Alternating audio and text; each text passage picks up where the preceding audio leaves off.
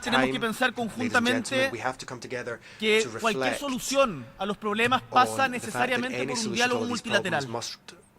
Y por eso tenemos que decir con claridad arrive via que cuando se imponen sanciones de manera consensus. And we must understand unilateral, that when unilateral sanctions are no imposed, se está aportando a la solución. that is not contributing El towards caso the solution. de las sanciones a The Venezuela, case of the sanctions against hoy Venezuela, día, for desde example, nuestra from perspectiva, our perspective no today, aportan a are not mejorar las contributing condiciones to de vida del improving pueblo venezolano. the Y tenemos la life convicción circumstances of the que population para of Venezuela. garantizar We are convinced que haya that elecciones to libres ensure con that there are garantías free a elections todos los with all the sectores, necessary safeguards es for también all in imperativo Venezuela, que it Estados is Unidos essential that the levante las United States sanciones que hoy día lift tiene the contra sanctions Venezuela. which it has now imposed on Venezuela. No podemos sino decir que lo mismo nos violenta respecto a las sanciones hace tanto tiempo The establecidas same sobre Cuba. applies to the sanctions which have been in Y en place esto for quiero so ser very muy long claro. against Cuba. I want to be very clear. Declarar que Cuba es un país que promueve el terrorismo Declaring no that solo es Cuba is falso, a sino que country nos which violenta. promotes terrorism is not just Y por lo tanto false, instamos it is a Estados violent, Unidos it a is seguir la brutal, línea and we would call on the United States que en su momento tuvo el gobierno de to Barack follow the Obama line which was taken cuando lo sacó de esa a few infame years ago lista, by the government of Barack que Obama, ya lleva who 3 took años Cuba repitiendo off of that y list. que tanto daño le hace no al gobierno, al pueblo cubano que no These lo merece. sanctions hurt not the government of Cuba but the people who don't deserve it. También At the same nos time, sentimos en el deber de alzar la I feel voz ante obliged to dos raise my conflictos voice que when it comes desgarran to two conflicts which desde are diferentes épocas tearing a apart nuestra humanidad. humanity and which come to us from two different times. Se preguntarán algunos Some of you legítimamente por qué desde legitimately Chile will be hablamos de wondering why conflictos en tan lejanos Chile países. wishes to discuss conflicts which Porque are nos happening duele in la such humanidad far-flung entera. parts of the world. It's because humanity Y porque no as a podemos whole callar is cuando vemos, important por to us, and we ejemplo, should not remain la silent ilegal when we ocupación see y la the negación illegal, de la for example, the posibilidad de un illegal gobierno palestino. occupation of Palestine El muro and the inability que se ha of instalado que Palestine divide a to sus form propios its own ciudadanos. state and government, the wall which is enclosing Y its citizens. reconociendo el derecho We must de recognize existir de los dos estados, the Israel y right to Palestina, exist of both exigimos of those desde esta countries, tribuna Palestine también and el Israel, and respeto that is why al at this derecho podium we internacional. call for the respect of international Y en un law. conflicto más reciente, A more recent conflict pero en donde now, también vemos las where ambigüedades also que we se see suscitan cuando esto pasa ambiguities geopolíticamente, which tend to no come out podemos when these sino events condenar happen, de manera and we clara must y clearly explícita condemn, la explicitly condemn ilegal the invasión de illegal Rusia a invasion Ucrania. by Russia of Ukraine. Y en este punto On this point, tenemos la convicción it is our conviction que no se puede culpar de un conflicto de estas a características conflict of this o nature, of these responsabilizar de la misma characteristics, manera al pueblo invasor que al pueblo invadido, o más bien al we gobierno cannot invasor blame the que al invading pueblo invadido, government, the invading nation, y que por lo tanto la paz in pasa any way, in the same way por as the invaded la garantía nation, and del we are respeto convinced that peace can a la only be achieved integridad by respecting territorial de las the naciones. territorial Y integrity lo decimos of desde un país nations, and we say that chico as a o country mediano, which is a como small en nuestra or patria, en medium el sur del country, mundo, en which is Chile, what we are, a country porque from the sabemos far south of the world, and we que say it países because como we el nuestro understand that countries solo such as tienen al ours derecho internacional para defenderse depend de on eventuales international futuras law agresiones. for our Hoy día es Ucrania, defense mañana podría ser in cualquiera de potential nosotros. future conflicts. Y Today it's ante Ukraine, eso and the no future it could podemos, be any of us. no podemos And cerrar los ojos. in this no podemos context, we can't permitirnos close our eyes tampoco or look away. Ser ambiguos We en la cannot be condena ambiguous in a condemning lo que desde nuestra perspectiva what, from our es una perspective, guerra de agresión is a ilegal. war of aggression and a Un legal segundo war of tema aggression que at requiere that. acción urgente My second topic y en donde las requiring urgent responsabilidades action now, igualmente where no recaen responsibility again en todos does de la not misma manera, fall on all of us es in the same la way, crisis is del the cambio climático, climate change la contaminación crisis, y la pérdida de pollution biodiversidad. and loss of biodiversity. En esto los diagnósticos son ampliamente Here, conocidos, the prácticamente diagnostic is todos los very mandatarios clear. han hablado Almost al all respecto. of the leaders at this rostrum have spoken Estos son on problemas this de hoy, topic. no de mañana. En These mi patria are lo problems hemos of vivido today, con not tomorrow. incendios, In my country, we inundaciones. faced it Sabemos with que la forest mayoría de fires ustedes en and particular, other los disasters, más and we know that vulnerables, many of you, los que menos particularly han the most vulnerable, contribuido those al who have contributed calentamiento least global, to global warming, los que menos han quemado are the combustibles ones fósiles, who have son los que más suffered sufren. the most, the ones who have burned the least de esta fossil fuels crisis are the ones climática. suffering the most from this climate Por eso crisis. And that hacemos is un why llamado tal como lo we hiciéramos hoy día en la make mañana a call as en we did el earlier alto this panel morning para at the discutir este high-level tema, panel on this actuar topic rápido, a acelerar for la transición rapid energética, action a to modificar nuestros accelerate patrones de the consumo y establecer transition, to nuevas change reglas e our instituciones que nos consumption, permitan to establish new corresponder rules a estas which exigencias. allow us to meet these demanding challenges. En nuestro país hemos avanzado en In esa my country, dirección we've made con progress in that diferentes liderazgos y direction distintos gobiernos. under different governments with Tenemos un different 43% de leadership. áreas we marinas have protegidas y un 22% 43% de áreas of terrestres protected marine protegidas. areas and many, Hemos aprobado una ley a para very high crear el percentage servicio de of, biodiversidad y áreas terrestrial protegidas, protected areas. We've además set de up comprometernos a ser a carbono number of neutrales a protected más areas, tardar and we've al año also made 2050 y commitments esperamos whereby llegar at the very antes. latest by 2050 we'll be climate neutral, if not before. Sin embargo, However, el cambio climático nos ha enfrentado a amenazas que son cada vez climate más change frecuentes means y that we are complejas. facing Hoy increasing and more sufrimos complex challenges. una severa sequía Right now, it's a que very pese severe a las drought, lluvias de which, este año, despite que a the su vez rains trajeron of this consigo year, which inundaciones en una tierra themselves que brought había perdido la problems, costumbre de flooding in recibir areas that had el agua lost, que le da vida, were no longer used to such y de rains. incendios forestales. And we've also had forest Estamos fires. experimentando, como ven, We are diversos fenómenos suffering a wide range que of golpean phenomena directamente which have a a los más direct vulnerables. impact on the most vulnerable. Sabemos que esto se replica We en otras latitudes. understand Las that the devastadoras same inundaciones problems are happening ocurridas en elsewhere in Libia, a the las que world. hacía For referencia example, the major el floods recently in presidente, Libya, el secretario which general, the Secretary en General su and the alocución del President día de both ayer. mentioned in their En Pakistán addresses el año yesterday. pasado, Last year in la Pakistan, sequía there was en Argentina, a en drought Centroamérica, en el Argentina, Cuerno de África, in Central- son solo algunos in the ejemplos Horn of que nos Africa, deben in instar a Central America. actuar These are ya. just a few examples which should move us into Por action eso now. se necesita más, And y that is quiero why we need hacer to un do llamado more. I would make a responsablemente call a los países con mayor actividad on industrial the countries with a que greatest asuman una industrial ética de la activity responsabilidad to assume que their sea no full solamente más responsibility, respetuosa con el medio not ambiente, just to be sino que more también sea más environmentally solidaria respectful, but also con to show quienes, greater como por ejemplo, las solidarity pequeñas with islas del those who are suffering Pacífico most, such as the small Pacific o island de nations, Oceanía, están sufriendo who los are efectos, o de suffering Centroamérica, the del effects of Caribe, climate change. están sufriendo los Also, efectos Central más America and the devastadores de la crisis Caribbean, climática, they are suffering the los daños devastating y effects prejuicios of climate de esta change, crisis que no provocamos. a crisis which we had no hand in causing. Desde Chile estamos promoviendo con fuerza acuerdos In Chile, internacionales we para la are protección putting all of medioambiental our weight behind y entre otros environmental esfuerzos el año agreement pasado and making impulsamos la huge coalición efforts de las Américas por la since last protección year, de los for example, océanos y este año for an agreement to firmamos protect the oceans. el Tratado de Conservación This y year Uso we Sostenible de Biodiversidad Marina, BBNJ, BBNJ y hoy reitero ante esta asamblea nuestra voluntad y disposición para que Valparaíso, puerto histórico de América, perla del Pacífico, sea sede de la Secretaría de este tratado. Cuenten con nosotros para su desarrollo y para la contribución a un desarrollo más justo, sustentable y equitativo. Y por último, el tercer desafío creemos que tiene relación con el cambio tecnológico, que solo es comparable con la revolución industrial de mediados del siglo XVIII y que está cambiando de forma drástica nuestra manera de relacionarnos, nuestra manera de pensar, de producir, de trabajar. Hace poco veíamos cómo en un pueblo en España una madre denunciaba a unos jóvenes que habían utilizado inteligencia artificial para desnudar a sus compañeras de clase, mancillándoles no solo la honra, sino también su derecho a ser personas, a tener integridad, a tener privacidad. Cada gran transformación tecnológica siempre ha sido en la historia de la humanidad una gran oportunidad para construir sociedades más justas, pero también, si lo hacemos mal, puede ser fuente de nuevas injusticias. Y en este contexto es deber de todos establecer consensos multilaterales para dar un marco ético al desarrollo y al uso de nuevas tecnologías, como el caso de la inteligencia artificial. Requerimos un marco que incorpore la perspectiva de derechos humanos a la investigación e innovación tecnológica, considerando el resguardo y fomento de la libertad y la dignidad de las personas y los pueblos, así como las necesidades del desarrollo sostenible. Las sociedades tenemos que avanzar y de ello no nos cabe duda, pero tenemos que hacerlo de forma responsable. Por eso, entender y gestionar mejor las oportunidades que el porvenir nos ofrece para usarlas en nuestro beneficio antes de que se conviertan en amenaza y terminen profundizando las desigualdades existentes es un deber, que es, por ejemplo, lo que hacemos en Chile desde el Congreso del Futuro, que no me cabe ninguna duda, ustedes también tienen iniciativas parecidas en sus países. Con humildad, pero también con orgullo, puedo afirmar que nuestro país hoy día tiene condiciones para ser un referente latinoamericano de cara al futuro de la inteligencia artificial y vamos a trabajar firmemente en esa dirección.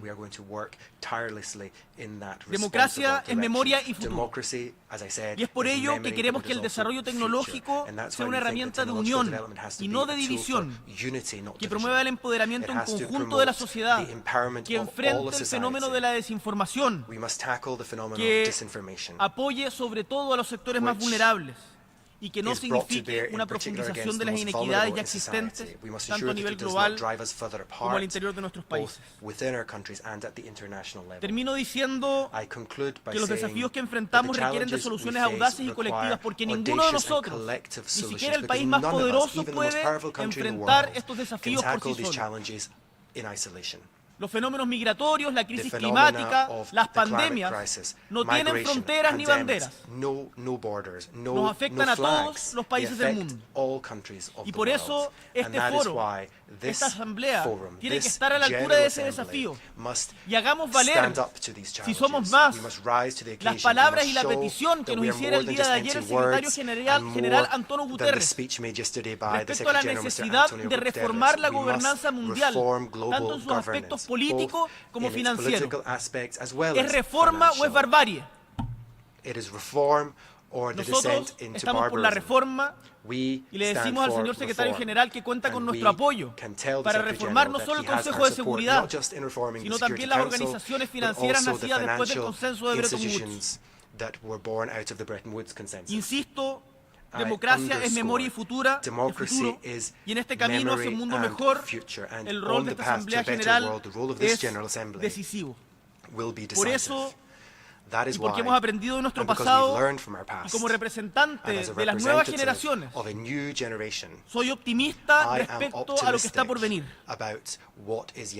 Porque esta misma Asamblea, a lo largo de sus más de 70 años de historia, ha demostrado que incluso en los momentos más difíciles es posible que la humanidad logre acuerdos y caminos hacia la cooperación y la convivencia civilizada.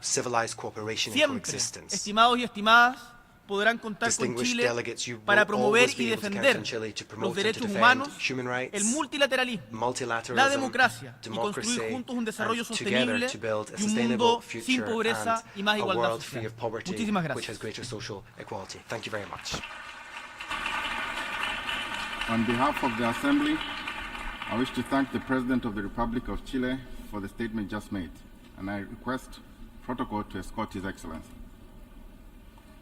The Assembly will hear an address by His Excellency Kurel Shaw Ukna, President of Mongolia. I request protocol to escort His Excellency.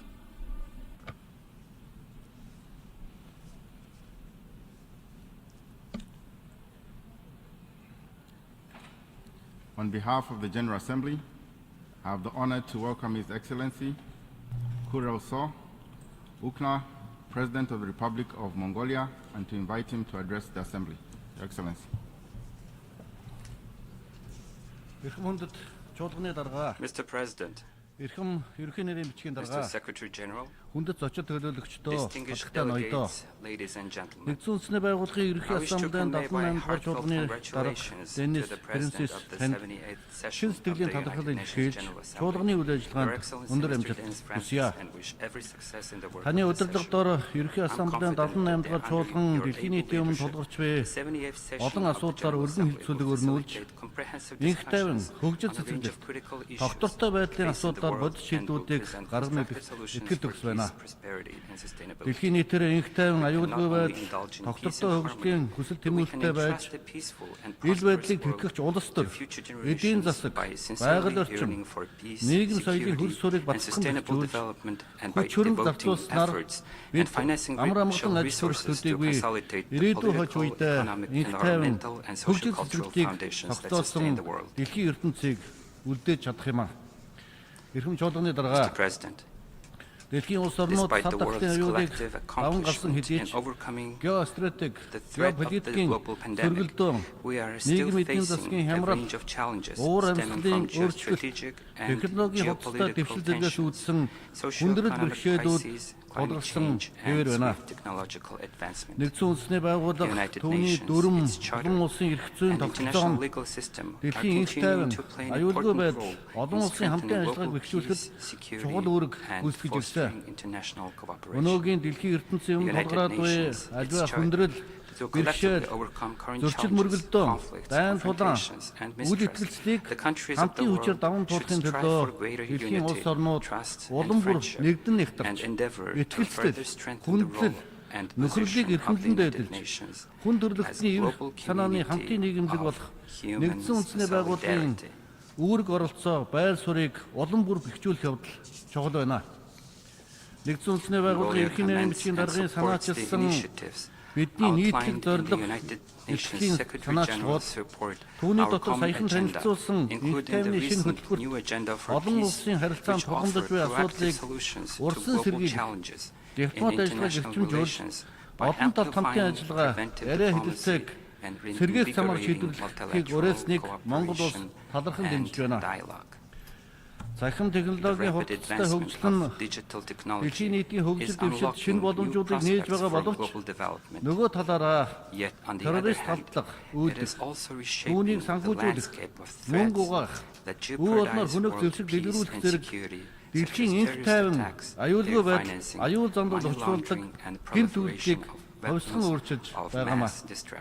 Иймээс дэлхийн улс орнууд болон олон улсын хамтын нийгэмлэг эдгээр гэмт хэрэгтэй үр дүнтэй тэмцэхийн тулд бүх талаар хамтран ажиллаж, харилцан мэдээлэл солилцож, олон улсын эрх зүйн орчныг тодорхой болгох шаардлага зүй ёсоор тавигдж байна. Ил чиглэлд Монгол улс нэгдсэн үндэсний байгууллага болон түүний системийн байгууллагуудын санаачлах, үйл ажиллагааг бүрэн дэмжиж, мэдээлэл харилцаа холбооны технологиг гэмт хэрглэгийн зорилгоор ашиглахтай тэмцэх олон улсын иж бүрэн конвенцийг боловсруулахад идэвхтэй оролцож байна. Эрхэм чуулганы дарга геополитикийн хорцмол хэдвэтэй нөхцөл байдал нь дэлхийн нийт бүс нутгийн аюулгүй байдал сөргөөр нөлөөлөн улс орондын үл ойлголцлыг сэтвэж байгаа энэ цаг үед альва асуудлыг зөвхөн эвийг эрхэмлсэн энх тайванч яриа хэлцээний замаар шийдвэрлэх нь хамгийн оновчтой шийдэл хэвэн манай улс үздэг. Монгол улс өөрийн нутаг дэвсгийн цөмийн зэвсгийн статусыг зарлаад 30 гаруй жил болж байгаа бөгөөд цөмийн зэвсгийг хураах, үл дэлгэрүүлэхийн төлөөх олон улсын хамтын нийгэмлэгийн хүчин чармаатыг бүх талаар дэмжиж ирсэн. Монгол улс бүс нутгийнхаа энх тайван аюулгүй байдлыг бэхжүүлэхэд хувь нэмрээ оруулах үнднээс энэ оны 4 дугаар сард Зүүн Хойд Азийн аюулгүй байдлын асуудал арах Улаанбаатарын яриа хэлэлцээ олон улсын баг хурлыг 8 дахь удаага амжилттай зохион байгууллаа. Тус хуралд оролцсон нэгдсэн үндэсний байгууллагын дэвсэг хураах асуудал эрхэлсэн орлогч ерөнхий нэрийн бичгийн дарга Изуми Накамуци Зүүн Хойд Аз дахь бүс нутагт энх тайван аюулгүй байдлыг тогтоох, итгэлцлийг бэхжүүлэхэд Улаанбаатарын яриа хэлэлцээ механизм онцгой чухал талбар болж байгаа хэмээн онцлон дурдсан билээ. Энхийг эрхэмлсэн нээлттэй олон толгуур гадаад бодлогынхаа хүрээнд бүс нутаг дахь аюулгүй байдлын чиглэлээр гаргаж буй Монгол улсын энэхүү хүчин чармаалт жилээс жилд өргөжин бэхжиж, ил санаачлалыг урагшлуулахад улс орнуудын оролцоо нэмэгдэж байгааг тэмдэглэн хэлэхэд таатай байна. Өнгөрсөн жил нэгдсэн үндэсний байгууллагын ерөнхий нэрийн бичгийн дарга Антонио Гутерриш манай улсад ажиллахдаа Монгол улс бол зөрчил дэмжлэгтэй дэлхийн ертөнцид энх тайвны бэлэг тэмдэг болсон улс хэмээн үнэлсэн бол саяхан Монгол улсад айлчилсан гэгэн ширээт улсын төрийн тэргүүн Францис оюун санаа, сүсэг бишрлийн торгон мэдрэмжтэй санаа соёлын чанарын эдис бүхэнд үнэлгээ шингэсэн учраас Монгол улс шашин шүтлэгийн эрх чөлөөний бэлэг тэмдэг болсон орон юм хэмээн хэлснийг энд бас тэмдэглэн хэлэхэд таатай байна. Тэрээр зөрчил мөргөлдөөн дэрэгдээд байгаа энэ дэлхийн ертөнцид Монголын их амраамгтан дахин цогцолж альва зөрчил тэмцэлгүй болсон байсан тэртех цаг үе шиг олон улсын хууль эрх зүй хэм хэмжээг хүндэтгэн дэвлэж байх болтугай хэмээн дэлхийн нийтэд уриалсан юм а. Эрхэм чуулганы дарга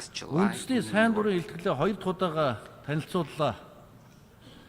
Уг илтгэлийн судалгаагаар манай улс тогтвортой хөгжлийн 15 зорилгын хэрэгжилт ахицтай нэг зорилтын хэрэгжилт ууралтай гэсэн үндэд авсан байна. Монгол улс тогтвортой хөгжлийн зорилгоодыг хэрэгжүүлэхэд 2030 он хүртэл жил бүр дунджаар дотоодын нийт бүтээгдэхүүний 18 орчим хувьтай тэнцэх хэмжээний нэмэлт санхүүжилт шаардлагатай болох урдсан тооцоо гарсан болно. Эрхэм чуулганы дарга уур амьсгалын өөрчлөлт, хүн төрөлхтний амьдралд аюулын харант бэлдэж, их дэлхийн оршин тогтход төгшүүрийн дохио хагнуулж байна. Хэрвээ бид их дэлхийг хамгаалах эрс шийдвэрийн замыг яг одоо сонгохгүй юм бол их дэлхий цаашид та бидэнгүүгээр оршин амьдрах өөрийн замаа сонгох болно. Нэгдсэн үндэсний байгууллагын уур амьсгалын өөрчлөлтийн асуудлаар засгийн газар хоорондын зөвлөлийн 2023 оны илтгэлийн дүнгээр цаашид дэлхийн цаг агаар хагас хэмээл дулаарах ядуурл нэмэгдэж хэд халалт үүсэн, далайн түвшин дээшил, амьдрах орчин болон шүрэн устдаж, ан галчиг нүүлэх бөгөөд дэлхийн дулаарлын өчүүхэн хэмжээ бүр хэмжээшгүй их өртөгтэй болно гэмээр онцлон тэмдэглэснийг хэлхийг бас хүсэж байна. Иймээс дэлхийн улс орнууд засгийн газрууд нэн яралтай арга хэмжээ авч Парисын гэрээг хэрэгжүүлэхийн төлөө тууштай ажиллаж, эрдэмтэн судлаачдын үгийг сонсож, олон нийтийн мэдлэг, боловсролыг сайжруулах, бүх төрлийн нөөцийн хэрэглээг хянан зохицуулах, биологийн олон янз байдлын хадгалж, нөхөн сэргээх, сэргээгдэх хүчний их усруудыг ашиглах зэрэг байгаль экологийн хувьд ээлтэй, эдийн засгийн хувьд үр ашигтай технологиг хөгжүүлэх, хэрэглэх, уур амьсгалын санхүүжилтийг эрс нэмэгдүүлэх шаардлагатай байна. Энэ үүднээс Монгол улс гадаад дотоодын хөрөнгө оруулалтыг нэмэгдүүлэхэд чиглэсэн хууль тогтоомжийн томоохон шинжилгээ хийснээр 2023 онд доктортой хөгжлийн зорилтуудын санхүүжилтийн таксономыг баталж чадсан дэлхийн анхдагч орнуудын нэг болсон юм а. Манай улс тэр мод хүнсний хангамж аюулгүй байдал, үндэсний хөдөлгөөнүүдийг амжилттай хэрэгжүүлэхийн зэрэгцээ ногоон, цахим хүртээмжтэй худалдаа, эдийн засгийн харилцааг өргөжүүлэн хөгжүүлэх зорилгоор дэлхийн экспортыг дэмжих чуулга уулзалтыг эх орондоо амжилттай зохион байгуулсан. Түүнчлэн дэлхийн соёлын бүртгэгдсэн орхны хүндэд монголчуудын эрдийн нийслэл хар хором хотыг байгаль орчинд ээлтэй, ногоон хөгжил тулгуурласан ухаалаг эко-хот болон сэргээн байгуулах их бүтээн байгуулалтын ажлыг эхлүүлээд байна. Мөн Монгол улс нэгдсэн үндэсний байгууллагын зөвлөлтөд тэмцэх конвенцийн талуудын 17 дугаар баг хурлыг 2026 онд Улаанбаатар хотноо зохион байгуулах бэлтгэл ажлыг хангаж байгаагаа уулгахад таатай байна. Эрхэм чуулганы дарга Монгол улс нэгдсэн үндэсний байгууллагын хүрээнд далаад ганцгүй байгаа орнуудын ашиг сонирхлыг хамгаалах буюу тусгай хэрэгцээ шаардлагатай улс орнуудын онцлог байдлыг олон улсын хамтын нийгэмд танилцуулах боломжийг нэг чиглэлээр идэвхтэй ажилладаг улсаа.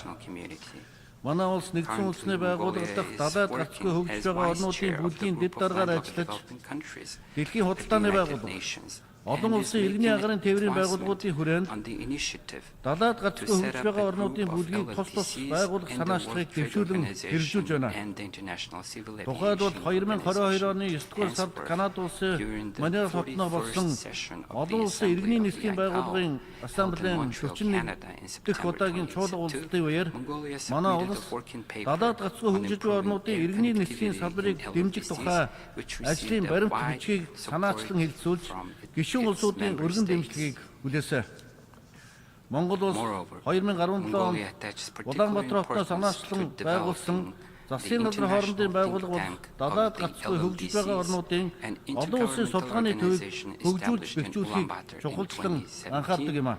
Ирэх 2024 онд Рванда улсын Гэргэл хотноо болох далаад ганцгүй хөгжиж байгаа орнуудын асуудлаарх нэгдсэн үндэсний байгууллагын 3 дугаар баг хурал нь Венийн үйл ажиллагааны хөтөлбөрийн үнэлгээний бодит туршлага, сургамжид тулгуурлан далаад ганцгүй улсуудын хөгжлийн дараагийн 10 жилийн төлөвлөгөөг хэлсэн ботлох чухал арга хэмжээ болно гэдэгт итгэлтэй байна. Эрхэм чуулганы дарга нэгдсэн үндэсний байгууллагын ерөнхий ассамблеийн 78 дугаар чуулганаар эрүүл мэндийн асуудал дэлхийн нийтийн анхаарлыг хандуулж бүх нийтийг эрүүл мэндийн даатгалд хандуулах, хар тахалд бэлэн байх, урдсан сэргийлэх буюу хариу арга хэмжээ авах, сүрьегийн асуудлаар өндөр түвшний 3 уулзалт зохион байгуулан улс төрийн тунхаглууд баталж байгаа нь эрх чиглэлээр гаргаж буй олон улсын хүчин чармаалтад чухал хувь нэмэр оруулна гэдэгт итгэлтэй байна. Монгол улсын ерөнхийлөгчийн санаачлал хэрэгжүүлж эрүүл Монгол хүн үндэсний хөтөлбөр дээрх улсуудаас гарах зорилтуудыг тослон хэрэгжүүлэх болно. Монгол улс дэлхийн эрүүл мэндийн ассамблеийн 2 дахь тусгай чуулганаар гаргасан шийдвэрийн дагуу цад тахлаас урьдчилан сэргийлэх, бэлэн байдлыг хангах, хариу арга хэмжээ авах тухай дэлхийн эрүүл мэндийн байгууллага бас батлах олон улсын эрх зүйн баримт бичгийн төслийг боловсруулах, яриа хэлэлцээг бүрэн дэмжиж, хувь нэмрээ оруулан ажиллагаа илэрхийлж байна. Олон улсын эрх зүйн энэхүү баримт бичгийг байгуулснаар хахад өвчнөд тэмцэхэд нэн шаардлагатай вакцины эмчилгээ онцлогоог дэлхийн хүн амд илүү тэгш хүртээмжтэй хуваарлахад чухал ачаал бүгдтэй болно гэж итгэж байна. Дэлхийд дахныг хамарсан цав тахлын хүнд цаг үеийг хүн төрлөختөн охирол багтаа даван туулахад онцгой үр гүйцэтгсэн дэлхийн эрүүл мэндийн байгууллага болон дэлхийн өнцөг болон бүр хүн төрлөختний амь нас эрүүл мэндийн төлөө өөрийн амь насаа үл хайрлан зүтгэх хүчин зүтгэсэн дэлхийн эрүүл мэндийн байгууллагын бүх ажилтан албан хаагчдад болон дэлхийн эрүүл мэндийн байгууллагын ерхий нэрийн бичгийн дарга доктор Тедрос Гебресиус танд Монголын ард түмний нэрийн өмнөөс бас хүн талархал илэрхийлж байна. Цаашид дэлхийн эрүүл мэндийн байгууллагын үүрэг оролцоо байр суурийг бэхжүүлэх, үйл ажиллагааны цар хүрээг өргөжүүлэхэд бүх талаар дэмжин хамтран ажиллахыг гишүүн улс орнуудад бас уриалж байна. Эрхэм чуулганы дарга энэ жил хүний эрхийн түгээмэл тунхаг батлагдсны 75 жилийн огоож байна. Хүний эрх хэрэгжүүлөө шударга ёсыг эрхэмлэгч ардсан Монгол улс хөр нийгэм, соёл, эдийн засгийн чиглэлээр хүний эрхийг хангах, гендрийн тэгш эрхийг баталгаажуулсан зарчмыг үндсэн хуульдаа тунхагласан. Гендрийн тэгш ус байдлаас ангид дэлхийн ертөнцийг бий болгох нь бидний нийтлэг зорилго бөгөөд үүний төлөө хамтран ажиллах нь бидний хамтын үүрэг хариуцлага юм.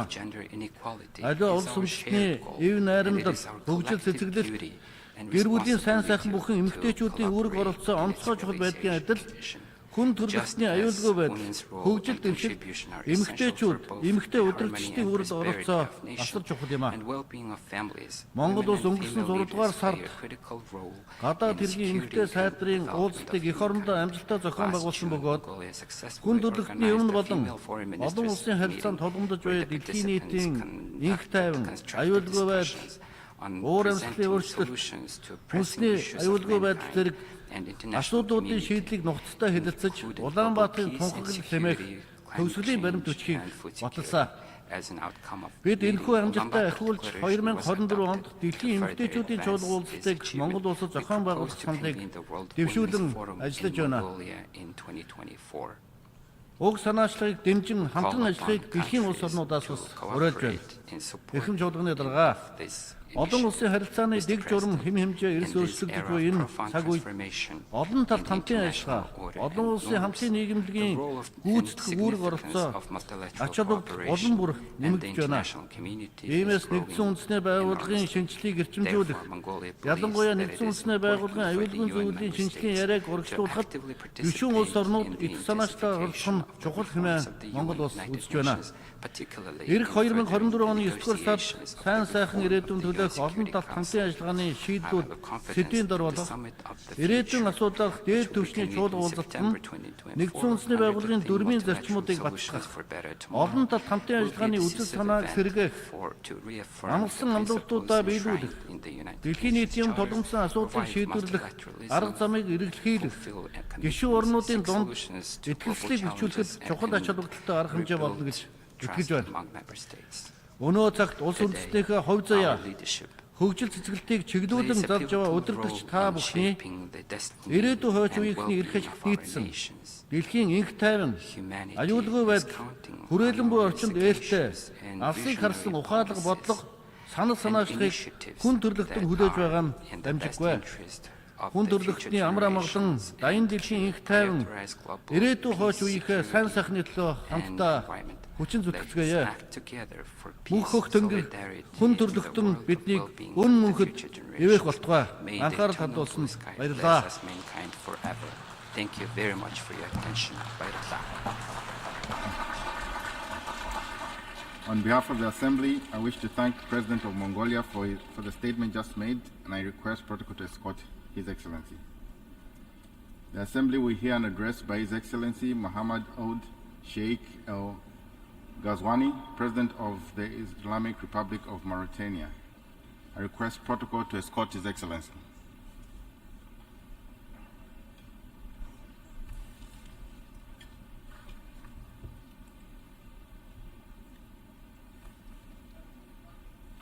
On behalf of the General Assembly, I have the honor to welcome His Excellency Mohammed Ould Sheikh El Ghazouani, President of the Republic of Mauritania, and to invite His Excellency to address the Assembly. Your Excellency. بسم الله الرحمن الرحيم. صلى الله على نبيه الكريم. سيد الرئيس، أصحاب الجلالة والفخامة والسمو، السيد أنطونيو غوتيريس، الأمين العام لمنظمة الأمم المتحدة، Secretary General of the United Nations, أصحاب المعالي والسعادة والسادة والسيدات. ladies and gentlemen, يطيب لي بداية أن أتقدم بالتهنئة لسعادة السفير دينيس فرانسيس لتوليه رئاسة هذه الدورة 78 للجمعية العامة للأمم المتحدة، متمنيا له التوفيق وشاكرا سلفه صاحب السعادة شابا كوروشي على حسن أدائه للدورة السابقة. for the excellent way he steered the deliberations of the previous كما أود كذلك الإشادة هنا بما يبذله الأمين العام للأمم المتحدة السيد أنطونيو غوتيريس من جهود قيمة في سبيل تعزيز دور الأمم المتحدة وتحقيق أهدافها. أيها السادة والسيدات، إن عالمنا اليوم تجتاحه أزمات حادة ومتنوعة تؤكد بفعل تداخلاتها وتغذية بعضها لبعض وشمول آثارها السلبية على الجميع، وإن بنسب متفاوتة، عمق ترابط مصائرنا جميعا وحاجتنا الملحة إلى الإسراع في تنفيذ أهداف التنمية المستدامة طبقا لما التزمنا به جماعيا في إطار أجندة 2030. فلا شك أن تقدمنا في تنفيذ هذه الأهداف لا يزال من حيث السرعة والشمول دون القدر الذي نأمله جميعا، ويتطلبه عمق تنوع التحديات الراهنة. ويمكن القول إجمالا أن هذا التقدم يظل في الغالب خاصة في الدول النامية مترددا بين البطء والتعثر والتراخي، ويشهد بذلك ما نلحظه جميعا من تنامي الفقر والبطالة والأزمات الصحية والغذائية الحادة والتضخم المنذر بالركود الاقتصادي وتفشي العنف والإرهاب والنزاعات المسلحة الهدامة والتردي المتسارع للوضع البيئي لكوكبنا. لكن على الرغم من قتامة هذا المشهد لا يزال الأمل في تحقيق أهداف التنمية المستدامة قائما، لكنه أمل رهين بقدرتنا الجماعية على تدشين مسارات جديدة للتعاون متعدد الأطراف وتصحيح ما تنطوي عليه منظومة المساعدة الإنمائية من الاختلالات واستحداث آليات أكثر نجاعة في توفير الموارد الضرورية لتمويل التنمية المستدامة. ولذا فإن الدورة الحالية للجمعية العامة للأمم المتحدة ذات أهمية بالغة لما تتيحه من مراجعة عند منتصف المسار لتنفيذ أهداف التنمية المستدامة والتداول حول أمثل السبل لتسريع وتركه.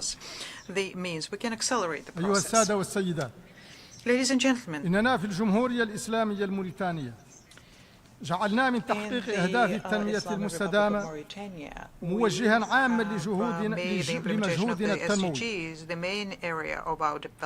كما هو جلي في استراتيجيتنا للنمو المتسارع والرفاه المشترك التي تشكل الإطار المرجعي لعملنا الإنمائي العمومي. ولقد تمكنا بفضل ما بذلنا من جهود كبيرة على الرغم من ظرف دولي وإقليمي غير مواكب لتحسين مؤشرات العديد من أهداف التنمية المستدامة في بلادنا، فقد كافحنا الفقر والهشاشة والإقصاء من خلال بناء شبكة أمان اجتماعي واسعة تعزز صمود مواطنينا الأكثر هشاشة وتدعم قدرتهم الشرائية بصيغ متنوعة وتوسع الضمان الصحي الاجتماعي على نحو يؤدي تدريجيا إلى ضمان صحي شامل. كما أجرينا إصلاحات هيكلية تساعد على بناء اقتصاد متنوع أقوى صمودا وأقدر على خلق فرص العمل وإنتاج القيمة المضافة، وعززنا الحكامة في المجال الاقتصادي والمالي والنقدي مع الحرص على ترقية قطاعاتنا الإنتاجية من زراعة وصيد وتنمية حيوانية، سعيا إلى تعزيز أمننا الغذائي وتحقيق الاكتفاء الذاتي. وإن هذا المجهود الإصلاحي هو الذي مكن من تحقيق نمو اقتصادي في حدود 6.4% السنة الماضية، وهو الذي مكن كذلك من تحسين نسب النفاذ إلى الخدمات الأساسية، فتم توسيع عرض الخدمات الصحية، وبلغت نسبة النفاذ إلى الماء الصالح للشرب 72.33%، وإلى الكهرباء 91.84% في الوسط الحضري، و53% على مجمل التراب الوطني، مع زيادة حصة الطاقات المتجددة في مجمل الاستهلاك الطاقوي، حيث وصلت إلى 34% سنة 2020 مع التخطيط للوصول إلى نسبة 50% سنة 2030. وقد اتسعت آفاقنا في هذا المجال بفضل برنامج واسع لتطوير الهيدروجين الأخضر. هو الآن قيد الإطلاق، سيوفر مصدرا بديلا ومستداما لطاقة نظيفة، ويمكننا من تحقيق الهدف الذي رسمناه في مساهمتنا المناخية الوطنية المراجعة والمتمثل في خفض الانبعاثات الكربونية بنسبة 11%. وإننا لنعلق آمالا كبيرة على قمة المناخ 28 المقرر عقدها في دولة الإمارات العربية المتحدة، راجين أن تحترم الدول الصناعية التزاماتها في خفض الانبعاثات الحرارية والوفاء بتعهداتها في قمة باريس. ويكمل جهدنا هذا في التحول الطاقوي عمل دؤوب على مكافحة التصحر والتغيرات المناخية، وعلى استعادة توازن منظومتنا البيئية، وذلك في إطار مبادرة السور الأخضر الكبير واللجنة المشتركة لمكافحة آثار الجفاف في الساحل والعمل على ترقية الاقتصاد الأخضر. ثم إننا منحنا عناية كبيرة للاستثمار في رأس المال البشري، فتم رسم وتنفيذ برامج عديدة لتكوين الشباب وتأهيله وتمكينه من ولوج سوق العمل وحمايته من الغلو والتطرف، بالإضافة إلى برامج أخرى خاصة بتمكين المرأة وإشراكها بقوة في الحياة السياسية وتسيير الشأن العام. ويجري حاليا العمل على تنفيذ إصلاحات واعدة لمنظومتنا التربوية تهدف إلى بناء مدرسة جمهورية تتيح لكافة أبنائنا الاستفادة من تعليم ذي جودة عالية في ظروف حسنة متماثلة. هذا علاوة على جهودنا في إرساء دعائم دولة القانون والحكامة الرشيدة وتوطيد اللحمة الاجتماعية وترسيخ الحريات الفردية والجماعية. فقد حرصنا على ترقية حقوق الإنسان وحماية المرأة والطفل، وحاربنا الاسترقاق في أشكاله العصرية ومخلفاته القديمة على نحو أثمر نتائج جد إيجابية يقر بها شركاؤنا وكذلك الهيئات الدولية ذات الاختصاص. كما اتخذنا من الحوار والانفتاح على الجميع نهجا ثابتا في تدبير الشأن العام، وأطلقنا إصلاحا عميقا للمنظومة القضائية ترسيخا لاستقلالية السلطات وتكريسا للفصل بينها. وقد زادت كل هذه الإصلاحات من قوة دولة القانون لدينا ومن حيوية نظامنا الديمقراطي وشفافيته. وما كنا لنحقق هذه النتائج لولا أن وفقنا في توفير الأمن والاستقرار على عموم التراب الوطني على الرغم من المحيط الإقليمي والدولي الشديد الاضطراب. وقد تبنينا استراتيجية أمنية مندمجة ومتكاملة هي موضع إشادة من الجميع، وساهمنا في العمل على استعادة الأمن والاستقرار في شبه المنطقة عبر مجموعة دول الساحل الخمس التي نتولى اليوم رئاستها الدورية. كما نشارك في قوات حفظ السلام الأممية في جمهورية أفريقيا الوسطى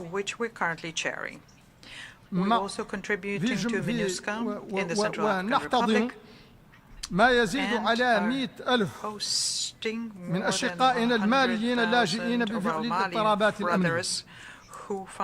وقد ظلت تؤطر جهودنا في العمل على تحقيق السلام والأمن إقليميا ودوليا سياسة خارجية قائمة على أساس حسن الجوار والاحترام المتبادل والتعاون البناء وتغليب الحوار والتفاهم والالتزام بالمواثيق والمعاهدات الدولية والوقوف إلى جانب القضايا العادلة.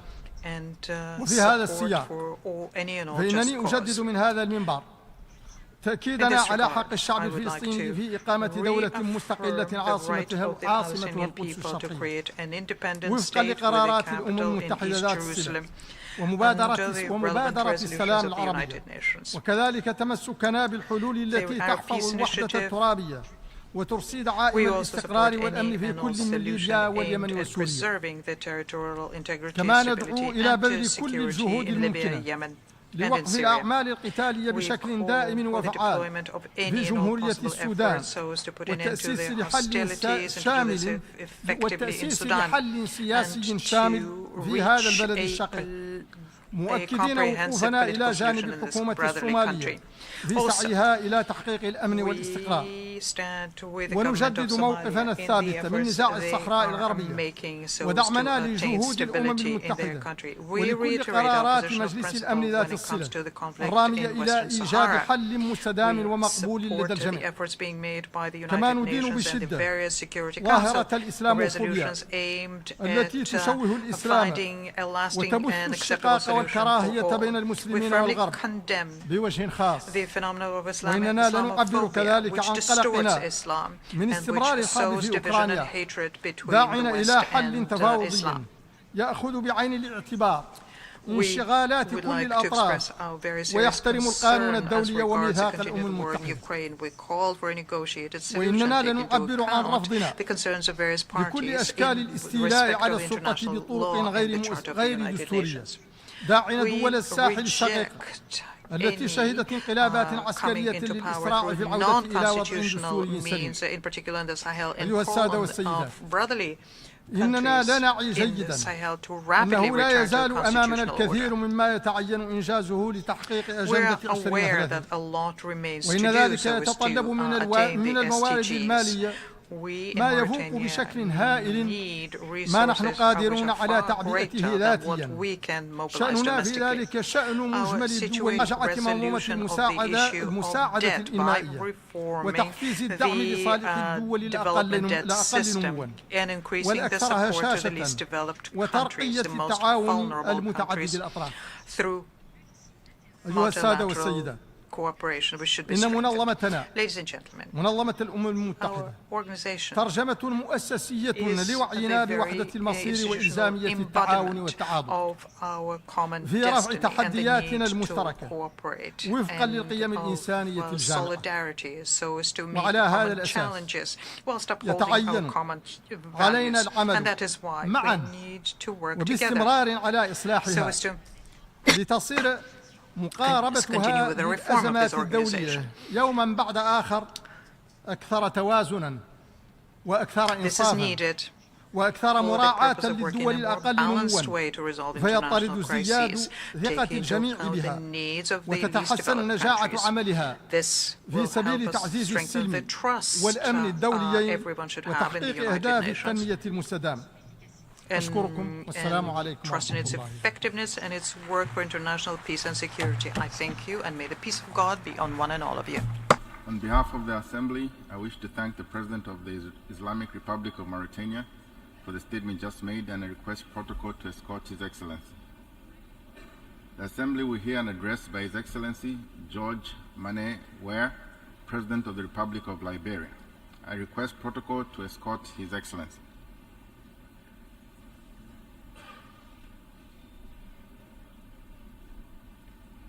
On behalf of the General Assembly, I have the honor to welcome His Excellency George Mane Ware, President of the Republic of Liberia, and invite him to address the Assembly. Your Excellency.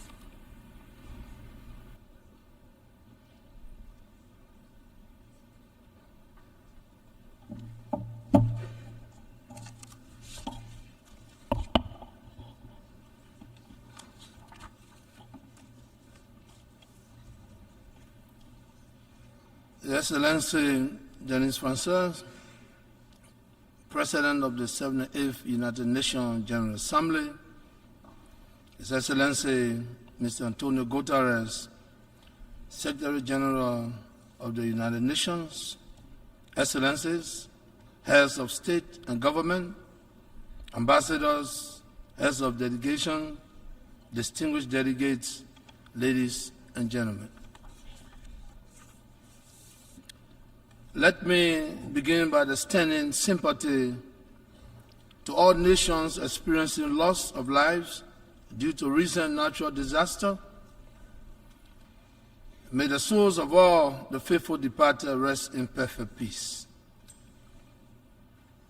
I'm honored to address the 78th sessions of the United Nations General Assembly on behalf of the government and people of the Republic of Liberia. I congratulate His Excellency Mr. Denis Francois on his elections as President of the 78 sections of the United Nations General Assembly, trusting that he will bring his word of experience to bear on the works of this august assembly. I wish to assure him of my delegation's further support as he steered the works of this assembly successfully in fulfillment of the expectation and confident repose in him. Let me use the occasion to congratulate your predecessor, His Excellency Saba Korosi, for the capable manner in which he administered the affairs of the 77th session of this General Assembly.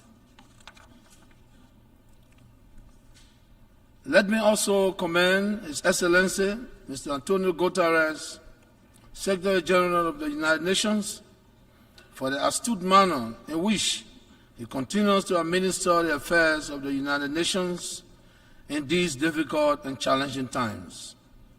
His foresight, commitment, and dedication have kept the United Nations firmly on course. Mr. President, Excellencies, distinguished delegates, we have convened at a time when the world is faced with many challenges: security, social, economic, political, and natural disaster. We must exert our collective efforts to confront these challenges with a view of resolving them in order to have a safer, secure, and prosperous future.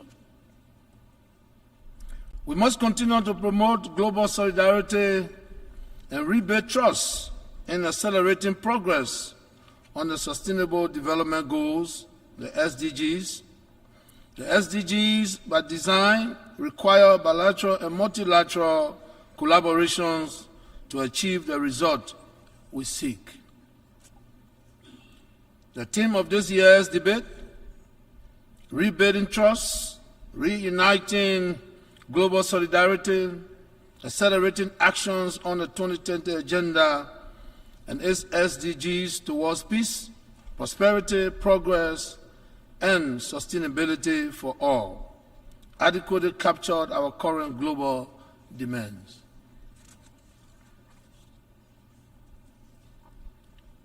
There is a critical need to ensure that development assistance is aligned with SDG projects.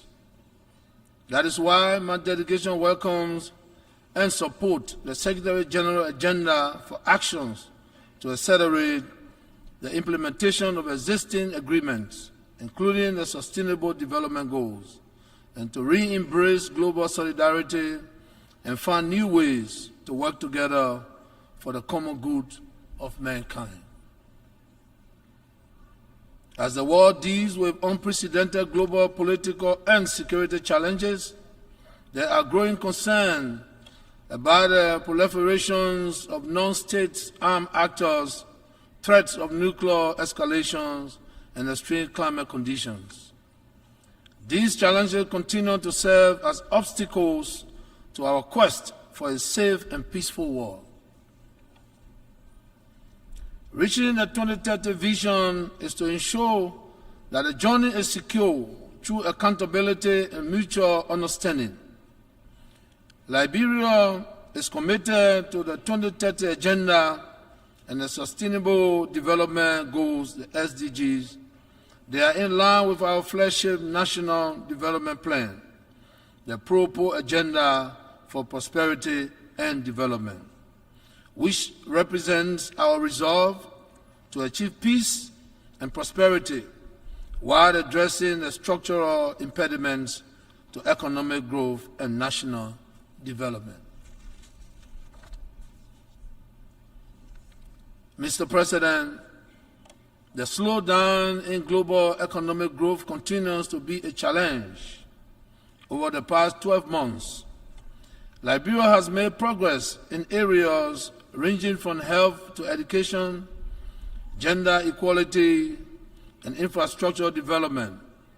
We are proud of our achievements in reducing maternal mortality rates, increasing gender parity in school enrollment, and elevating our overall health and well-being. Liberia appreciates the fact that this august body has once again directed its attention to issues of global health, as demonstrated by the number of high-level meetings to keep these critical issues on our collective agenda. Mr. President, we emphasize unity of purpose as we address challenges aimed at providing basic services to all peoples. Considering that more than 60% of Liberia's population comprises of youth, the future of our nation rests on their shoulder. Understanding this immense responsibility, we are committed to continue paving the way for their growth and development.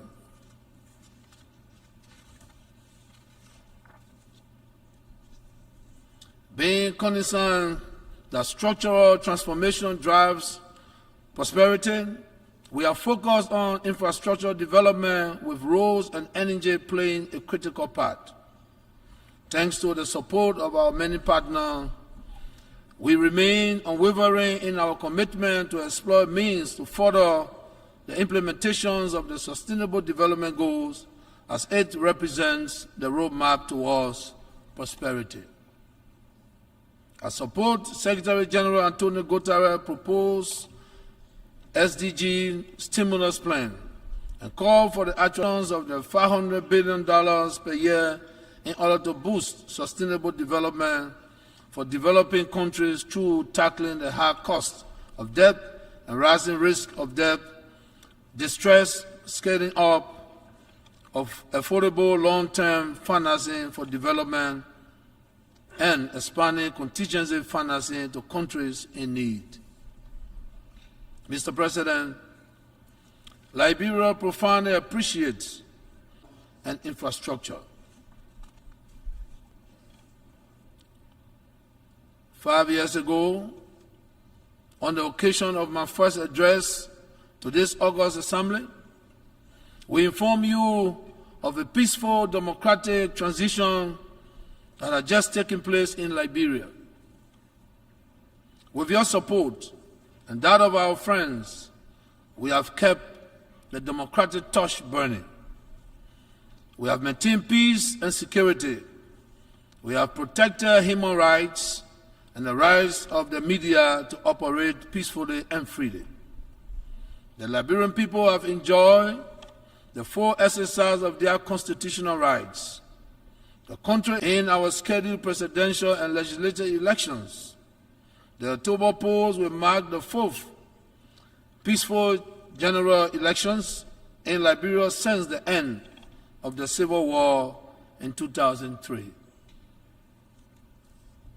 This 78th session is taking place at a time when my country is preparing for the first election since the withdrawal of the UN peacekeeping presence from Liberia.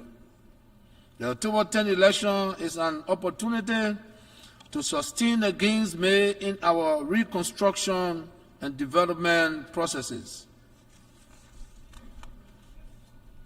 Mr. President, Excellency, distinguished ladies and gentlemen, the government of Liberia has taken all necessary measures to ensure a free, fair, transparent, peaceful, inclusive, and credible elections.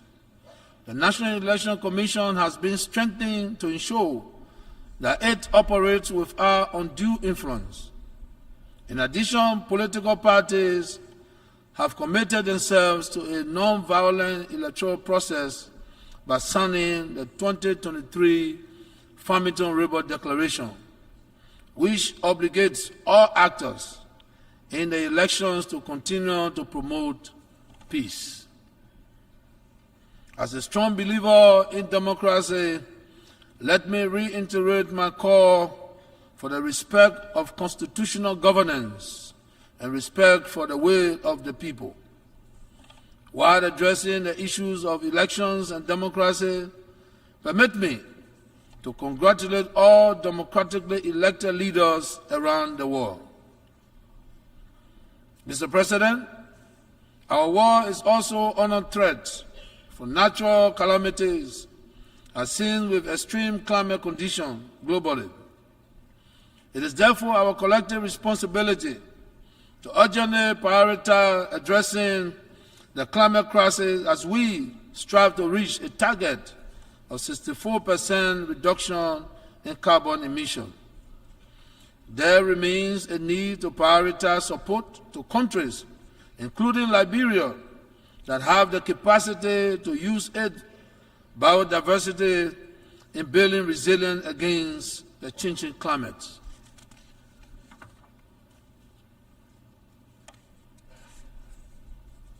The United Nations has always been confronted with challenges and has withstood the test of time. Hence, this too will come to pass. I wish to thank the Secretary General for his new agenda for peace. Liberia is in solidarity with these bold steps needed to address the triple crisis of disruption, biodiversity loss, and pollution destroying our planet. Liberia is hopeful that concrete global actions toward the attainment of the goals of the common agenda will be achieved. Liberia's journey is best captured in a spirit of unity, resilience, and ambition. Together, through collaborations and shared purpose, we can and must shape a world that upholds the rights and dignity of every individual. In alliance with our United Nations family, Liberia remains resolute in its commitment. We pledge to protect our planet, promote peace, and prevent conflict. We vow to ensure sustainable financing and amplify our partnership, reflecting our shared determination for a brighter future. We must also accept that this can only be achieved through collaboration between and among governments, non-government stakeholders, and other partners, which will guarantee transparency, accountability, good governance, and the inclusion of all citizens in the decision-making process. Mr. President, Excellency, distinguished delegates, ladies and gentlemen, let us remind ourselves that our collective strength lies in unity. Together, we can overcome any challenge, rebuild trust, promote peace, religious tolerance, uphold tenets of democracy, the rule of law, support women participation, encourage diplomacy, and strengthen global solidarity. I thank you. On behalf of the Assembly, I wish to thank the President of the Republic of Liberia for the statement just made, and I request protocol to escort His Excellency. The Assembly will hear an address by His Excellency Felix Tshisekedi Tshilombo, President of the Democratic Republic of Congo. I request protocol to escort His Excellency.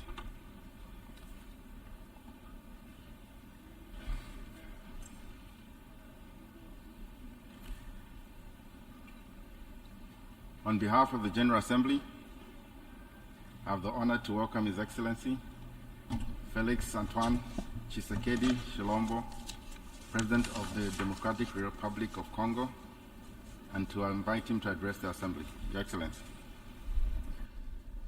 Monsieur le Président de l'Assemblée générale des Nations President Unies, of the General Assembly of the United Nations, Excellences, Mesdames et Messieurs les chefs d'État heads et de of gouvernement, state and government, Monsieur le Secrétaire général des Nations Unies, Secretary General of the United Mesdames et Nations, Messieurs les chefs de délégation, heads of delegations. la tenue de cette 78e session de l'Assemblée générale des Nations Unies m'offre l'opportunité de partager avec les États membres de notre organisation la vision et les préoccupations majeures de mon pays, la République démocratique du Congo, face aux enjeux de l'heure dans le monde.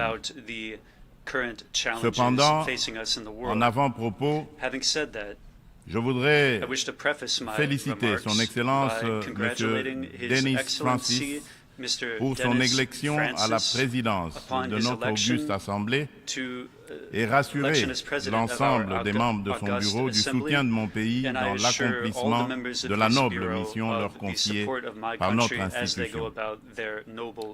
Je m'en voudrais si je ne remerciais pas le président sortant, M. Saba Korosi, pour son leadership clairvoyant et son dévouement qui ont contribué à faire avancer les débats et à trouver des solutions concertées.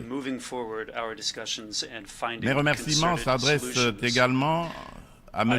Antonio Guterres, secrétaire général des Nations Unies, pour son engagement actif et permanent en faveur de la paix et la sécurité internationale.